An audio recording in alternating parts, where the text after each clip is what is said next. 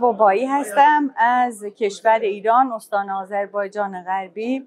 تشکر میکنم از مستر شفیق به خاطر برگزاری این سمینار و تدریس زیبای مستر ریکی که ما رو بسیار زیبا آموزش دادن.